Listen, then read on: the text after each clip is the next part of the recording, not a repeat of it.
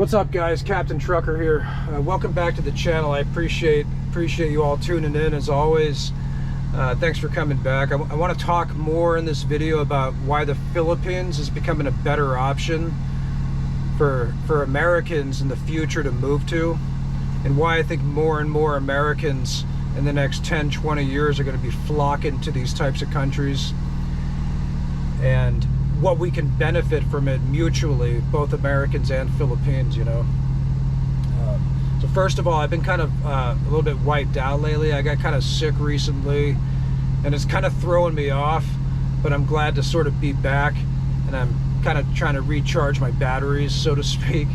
But yeah, I've talked a lot on this channel about like materialism, simplicity, conservation, and those kind of qualities that we can learn from the Philippines culture, what would benefit us Americans, not just as individuals, but for the entire country. Because the fact is, like, this country is $33 trillion, I think, in like federal debt, which includes many things, including consumer debt and all that sort of stuff, I believe. So there's so many things that we can control ourselves as a culture, and then there's things we maybe can't control.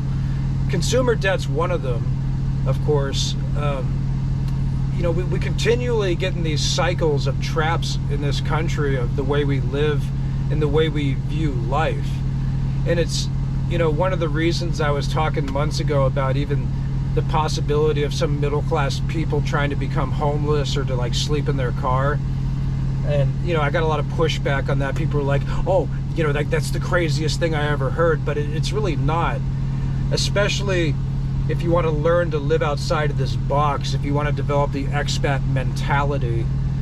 Because part of that mentality is getting outside of the box. It's getting outside of your comfort zone. And it's being able to adjust to new environments and new people. And with the way inflation is in America and all over the world, it's probably worse here. I really don't know, and I'm not an economic expert, but I don't know what the dollar will even be, if it will even be valuable in the next 20-30 years. Okay, so people we got to really start thinking long term, like where we're gonna be, and start thinking now. Like, if you're in a situation like where you can buy a house or something, like, maybe don't do it. And if you're thinking about buying a car, definitely don't do that, because this is the part we can't get past as Americans. Is we've been brainwashed into having this warped view of success and happiness, and it's like always material based. And it's one of the reasons why we're having trouble, as some of us expats that go to these countries to thrive and to be happy there and stuff. Because, well, you get people going out there on limited incomes, number one, but number two, they can't adjust past that certain bougie material expectation, and some of them end up getting bored, and they even will come back to the States after maybe 3 years or so, because they can't adjust to the energy of the simplicity of these type of cultures, because we're always used to doing stuff here. There's like a certain collective energy, you know, in these kind of like hardcore capitalistic countries, man. And it's one of the things that we can learn from. There's a beauty in simplicity, and not having necessarily wild ambitious goals to have this and to do that and to be in this neighborhood, because we equate so much of the material status socially as our feeling of security or maybe power or this or that. But it's like, it's a perverted outlook on life. And when I say perverted, I mean it's like, it's backwards. Like, something about it doesn't make sense, you know? And this is why, like, we still don't understand these cultures like the Philippines as Americans. And, you know, we think that families stay together, and maybe even small communities stay together because they need to, based on economic dependence, right? But that's not really the case necessarily, because you'll see like well-off or even, you know, successful Asian families that come to America and they still stay together. and it's something that we're missing, you know, like these family values in our culture, man. And you know, America should be a Christian society, but we're really I'm not sure what it's becoming, man, because you see so many broken families. The divorce rate's like 50+%, and I guess in the Philippines divorce is illegal, so there's different like perceptions of that and what that means and so forth. But I think it's one of the few countries on earth where divorce is actually, you know, really frowned upon and even illegal, minus like an annulment or something like that. But yeah, I just don't get certain things anymore. I want to move out to the Philippines. Well, I mean, you know, expats travel. That's the thing, is like, you don't, even as an expat, you're not exclusively have to stay in like one country, right? You can actually even technically live in multiple places or multiple countries. Like, there's nothing stopping us from doing that except really ourselves. I mean, we tend to be creatures of habit, so we get locked into stuff and lifestyles. But you know, I'm a big promoter of like getting out of our comfort zones. And it does something to the mind. It opens up the mind when you get out of your routine, get out of your comfort, and you can grow from that and you can learn from that. And I really hope, and I think in the future, we're going to see more and more Americans go into countries like the Philippines to live and to retire and stuff like that. But then there's, you know, different arguments for how that's going to affect their countries and so forth. But ultimately we have to learn to adjust to these other cultures and other places, because we've been programmed and possibly brainwashed so long as Americans that we're the greatest country on earth, and on and on and on. And there certainly could be some truth in that, from certain perspectives, such as work opportunities and so forth. But there's like cost to like all this supposed freedom and stuff, man.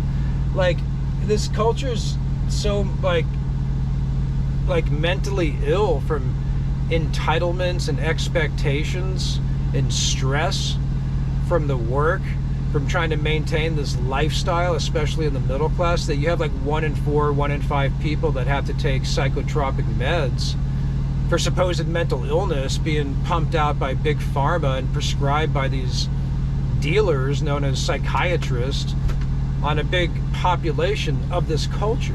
I mean, it's alarming. You're talking like 66 million people. There's about 330 plus million people in this country. And you know, everybody's looking for the next politician to save their lives. And you know, ladies and gentlemen, the most we can really change is ourselves. I mean, at the end, we could influence each other, we can encourage each other, but we got to change ourselves to get anything done, man. So we got tough roads ahead of us as Americans. Not to be pessimistic, but again, I'm not sure what the dollar is going to be worth in the next 20 or 30 years. If we continue with $33 trillion in federal debt and keep spending money as consumers and government programs, I mean, it can't sustain that. So I'm not sure what people's expectations are of the future. Like somebody like me, like I'm making plans to get out for different reasons. It wasn't originally for that reason specifically, but and more I can see how that would be a good reason for like other people. Your dollar may not be worth that much here in this country in the next 20, 30 years, folks. So, you know, think twice. But yeah, I mean, like, I was a promoter of all this Philippine mindset of the culture, because there actually is a simple genius to it that would solve a lot of America's problems, right? Like putting family first instead of work, instead of material first, sticking together, stuff like that. But you know, it's one of the tragedies, I guess, of having all this, what do you call it, freedom and a democracy here in America. It's like, look at what we're doing. Like, whenever I come back to this country, like after an extended time in the Philippines, I made a video about this too. It was kind of like a reverse culture shock, man. Like, right when I get to the airport and I'm looking around at the people, man, like everyone's real serious, and they have a serious, almost angry look because they're stressed out, man.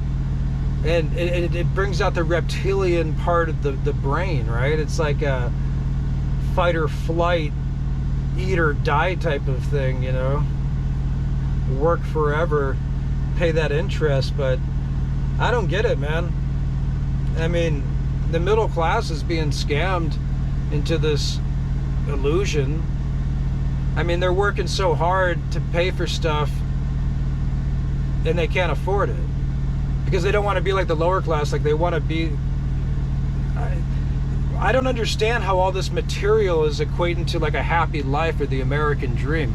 We've developed this like perverted view of the American dream, and the other problem is as expats, if when I say perverted, I mean like backwards, not like the other perverted, but we got to adjust to these other cultures too if we're going to make it in these foreign countries, because a lot of expats go home early, they can't adjust, it's a different pacing of life and all this.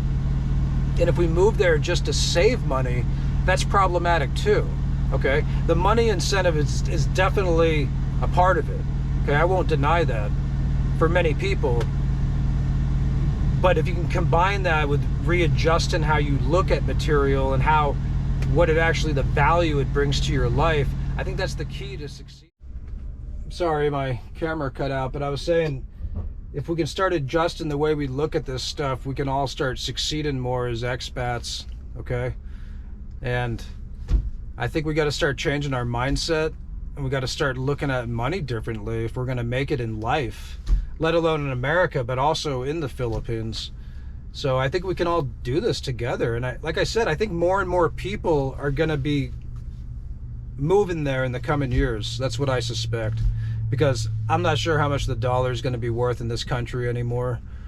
And with all the stress, the mental illness, the debt, you know, I'm sorry, but it's not looking too good for the American culture in the coming years. It could change. I hope it does. I want to be optimistic. I mean, I'm selling this point for people that want to leave, basically. That's why I put it that way. But there's still hope. There's always hope. But again, when you look at the numbers, I'm not sure. So anyway, it's Captain Trucker, guys. Thanks for watching, and I appreciate your comments as always, so please comment, and thanks for joining the live streams and stuff. Take care, be good to each other. Bye-bye.